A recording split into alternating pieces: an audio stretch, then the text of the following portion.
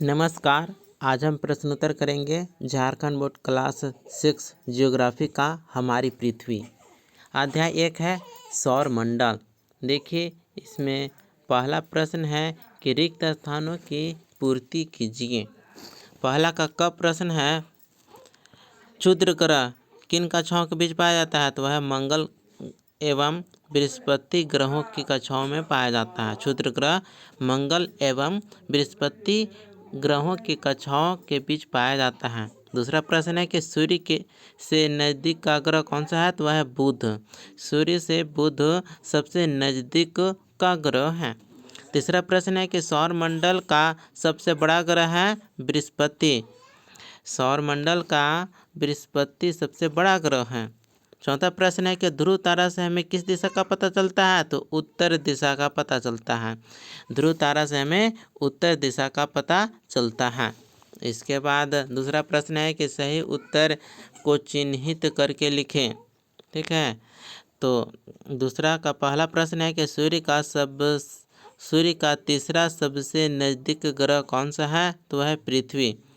तो सूर्य से नज़दीक के अनुसार ग्रह इस प्रकार है कि बुध, शुक्र, पृथ्वी, मंगल, बृहस्पति, शनि, अरुण, वरुण। ठीक है, तो तीसरा नज़दीक ग्रह है वह है पृथ्वी।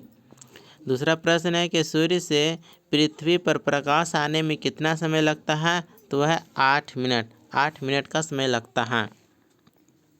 देखिए तीसरा प्रश्न है कि पृथ्वी का आकार कैसा है, तो ऑप्शन ग सही होगा भू आभाग। ठीक है, पृथ्वी का आकार कैसा है, तो भू आभ है। चौथा प्रश्न है कि पृथ्वी को किस ग्रह के नाम से जाना जाता है, तो ऑप्शन ग सही होगा नीला ग्रह। पृथ्वी को नीला ग्रह के नाम से जाना जाता है। अब आते हैं तीसरे प्रश्न की ओर। प्रश्न करता है कि निम्नलिखित प्रश्नों के उत्तर एक वाक्य में दीजिए। एक वाक्य में उत्तर लिखना है। तीसरा का पहला प्रश्न है कि किस ग्रह को लाल ग्रह कहते हैं, तो आंसर होगा कि मंगल ग्रह को लाल ग्रह कहा जाता है। दूसरा प्रश्न है कि सौर मंडल का सबसे छोटा ग्रह कौन सा है, तो उत्तर होगा बुध सौर मंडल का सबसे छोटा ग्रह है। इसके बाद तीसरा प्रश्न है कि ग्रह किसे कहते हैं, तो आंसर होगा जो पिंड सूर्य की परिक्रमा करते हैं और स्वयं प्रकाश नहीं उत्सर्जित करते, उन्हें ग्रह कहते हैं। चौथा प्रश्न है कि ग्रह और तारा में क्या अंतर है, तो उत्तर होगा ग्रह सूर्य की परिक्रमा करते हैं और स्वयं प्रकाश नहीं देते, जबकि तारे स्वयं प्रकाश और ऊष्मा उत्सर्जित करते हैं।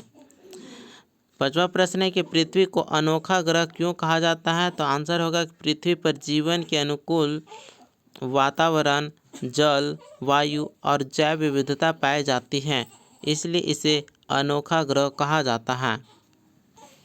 अब देखिए चौथे प्रश्न की ओर आ गए हैं लघुत्तरीय प्रश्न। ठीक है, चौथा का पहला प्रश्न है कि मानव निर्मित उपग्रह पर संक्षिप्त टिप्पणी लिखें। तो उत्तर होगा कि मानव निर्मित उपग्रह वे कृत्रिम उपग्रह हैं जिन्हें वैज्ञानिक उद्देश्यों, संचार, मौसम पूर्वानुमान और सैन्य कार्यों के लिए अंतरिक्ष में भेजा जाता है। उदाहरण चंद्रयान, मंगलयान, इनसैट, ये सभी मानव निर्मित उपग्रह हैं। चौथा का दूसरा प्रश्न कि सौरमंडल के आंतरिक और बाह्य ग्रहों में अंतर स्पष्ट करें। तो उत्तर होगा कि आंतरिक ग्रह तो सूर्य के निकट स्थित ग्रह जैसे बुध, शुक्र, पृथ्वी, मंगल जो ठोस सतह वाले होते हैं, ये सभी आंतरिक ग्रह हैं। जबकि बाह्य ग्रह सूर्य से दूर स्थित ग्रह बृहस्पति, शनि, यूरेनस, नेपच्यून जो गैसीय होते हैं, ये बाह्य ग्रह हैं। अब देखिए पांचवा प्रश्न है कि अंतर बताएं। पांचवा का पहला प्रश्न है कि पूर्णिमा और अमावस्या में अंतर स्पष्ट करना है। तो पूर्णिमा इस दिन चंद्रमा पूर्ण रूप से दिखाई देता है, जबकि अमावस्या इस दिन चंद्रमा आकाश में नहीं दिखाई देता। पांचवा का दूसरा प्रश्न ग्रह और उपग्रह में अंतर बताना है। तो ग्रह ये सूर्य की परिक्रमा करते हैं जैसे पृथ्वी, मंगल, ये ग्रह हो गए। जबकि उपग्रह ये ग्रहों की परिक्रमा करते हैं जैसे चंद्रमा पृथ्वी का उपग्रह है। देखिए छठा प्रश्न है कि कारण बताएं।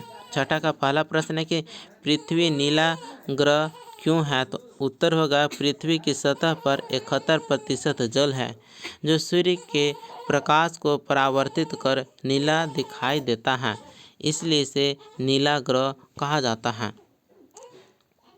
दूसरा प्रश्न है कि पृथ्वी सौरमंडल का अनोखा ग्रह क्यों है? तो उत्तर होगा पृथ्वी पर जल, वायुमंडल, ऑक्सीजन, अनुकूल तापमान और जीवन की उपस्थिति इसे सौरमंडल का अनोखा ग्रह बनाती है। देखिए अब दीर्घ उत्तरीय प्रश्न उत्तर की ओर आ गए हैं।